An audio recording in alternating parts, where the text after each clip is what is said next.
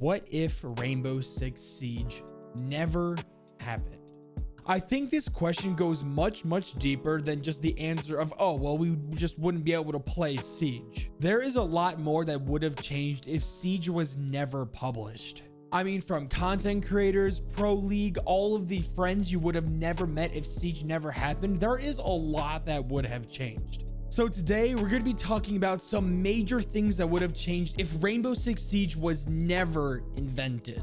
Now, before we get into the content creators or the pro league, I want to talk about what Ubisoft, the company publisher that makes Rainbow Six Siege, how different that company would look today as well. So Ubisoft bought the gaming studio Red Storm Entertainment in the year 2000. Red Storm was the studio that Tom Clancy himself actually co-founded to make video games.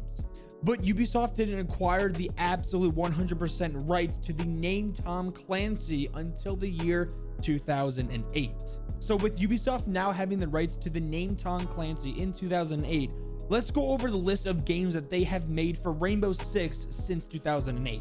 Now, they made Rainbow Six Vegas 2 in 2008, Rainbow Six Shadow Vanguard in the year 2011, Rainbow Six Patriots, which is actually a game that got canceled, and then Rainbow Six Siege, which was made in the year 2015. But in our what if timeline, Rainbow Six Siege would have never been invented. So with a track record of Ubisoft releasing Rainbow Six games every couple of years since 2008, it's pretty safe to say that if Rainbow Six Siege was never made in 2015, there might be one, if not two, Rainbow Six games that would have been made in Siege's place. Since Siege is actually vastly different than any other Rainbow Six game created, it's also pretty safe to say that the other Rainbow Six games that would have taken Rainbow Six Siege's place in our what if timeline would have been probably pretty close to the other Rainbow Six games, and subsequently probably not as popular or mainstream as Rainbow Six Siege is today. So to be honest, there probably would have been two games that would have been created instead of Rainbow Six Siege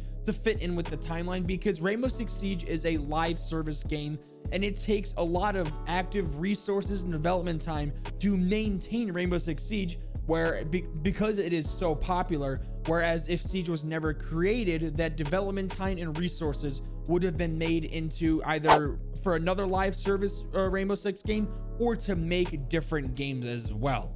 So since these new Rainbow Six games that would have taken the place of Rainbow Six Siege, the name Rainbow Six and probably Ubisoft as a whole would not be nearly as popular as they are today if Siege was never made, and it would make gaming look vastly different.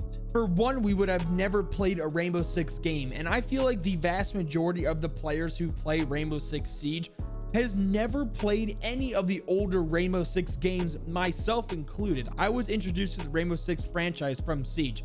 I never played any other games, and I'm pretty sure a lot of you guys can also say that as well. So it's not like the name itself, Rainbow Six, is dragging in a lot of people to play the game. So there wouldn't be a massive community of gamers with a game that has a very healthy amount of content creators and a pretty active and self-sustainable pro league as well. So creators like Coconut Bra, Bolo, Get Flanked, Midi Marley, Bikini Bodie, Macy J, and Varsity Gaming, just to name a few, their lives and careers would look completely different if this what if universe of Rainbow Six Siege never existed was actually true.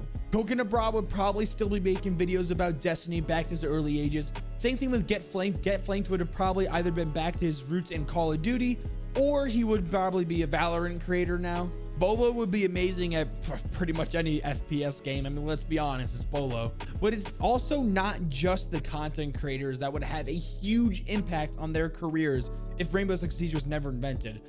There's also this big thing called Pro League and their players and careers that would have been altered a lot as well. So I just found out today while researching for this video how lucrative it actually is for a really good performing or well-known Pro League player, how much they actually make. I'm looking at the stats right now, and Canadian made $220,000 last year.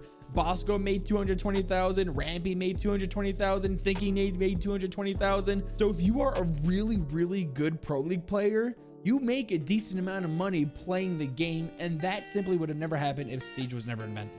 Also, pros like Pangu, Fabian, Shaiko, Pojo Man, Canadian, their careers would have never taken off as well. Now, it's really hard to tell if these players, or really any of the Pro League players, would have been pro in any other game, because a lot of these Pro League players started playing Siege on console. Like, they started playing Siege on console, and they kind of say it just happened becoming a Pro League player. Like, they didn't see Siege, think to themselves, I'm going to be a pro at this game, before they even started playing it. They started playing it, you know, realized they were really, really good, and started investing a lot of time and energy into it. And then they decided they were going to be pro. A lot of them didn't know they were going to be Pro League players for any game for that matter before Rainbow Six Siege ever came out.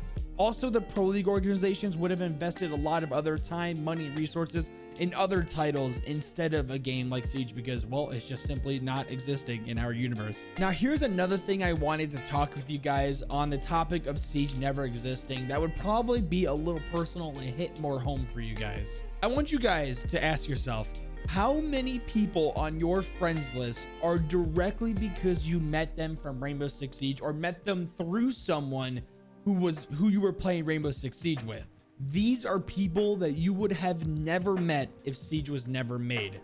I mean, think to yourself, how many like people that you talk to every day and actually turn into really close relationships or really close friendships, you would have never met them if Rainbow Six Siege was never made.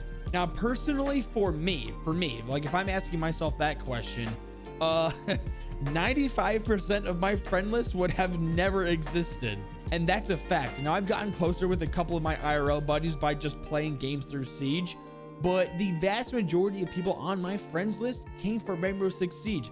And as a up-and-coming Siege YouTuber, I have made it an absolute mission, and I really put some time and energy into making sure I'm nice and, you know, just a good person and nice to everyone that I come in contact with through Siege. And that has netted me a huge reward with an amazing community that is, well, you guys.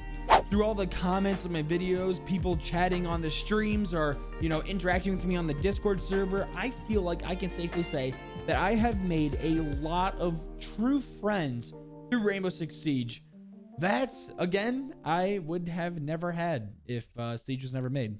Like, I would have absolutely none of that if Siege wasn't there to inspire me to make YouTube videos. Another thing about Rainbow Six Siege involved in gaming as a whole is that at its core, Rainbow Six Siege is a hero first-person shooter. You have other games like Overwatch that have heroes as well, but with Rainbow Six Siege, you have humans, like operators, that are, I mean, at its core, it's a hero shooter. And you get to know these operators. Everyone has a main, you know, everyone really tends to enjoy the operator they play. Each have a unique thing that they can do to either each other or the map. And if Rainbow Six Siege wasn't invented, the only other like major hero shooter I can think of in the last 5 years is probably Overwatch. I mean, like on the same success level as Rainbow Six Siege. I can't think of another game that would have matched Rainbow Six Siege or Overwatch in the hero shooter genre. So if Siege was never invented, Overwatch would have been pretty much the only thing for the vast majority of gamers to enjoy and play and make content around if Siege was never invented in the hero shooter genre. One thing I wanted to talk to you guys about before we wrap up today's video is that, yes, I know Rainbow Six Siege can be very, very frustrating and toxic. Trust me, I know. Issue with voice meter. You're getting slammed. Oh, what the fuck, dude? Really? Oh my god, dude. This guy sounds like he's 6.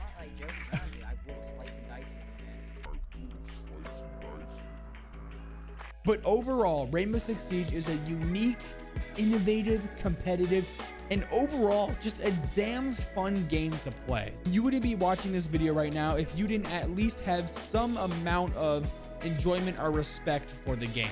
We all got introduced to Siege by one way or another, and we all got that one thing that happened to us that got us hooked on the game. So guys, let's enjoy it while it lasts. Let's enjoy Siege while it still has a healthy player base, a good foundation of content creators to entertain you guys. Let's just simply enjoy the game while we still can. This also goes for anything in life, everyone. You never know how many amazing people you would have met or experiences you would have never had if something that was introduced to you never happened. So go out to that school dance, go to that party, try a new hobby, talk to your coworkers more at work, because you never know what great things might happen if you just try it out.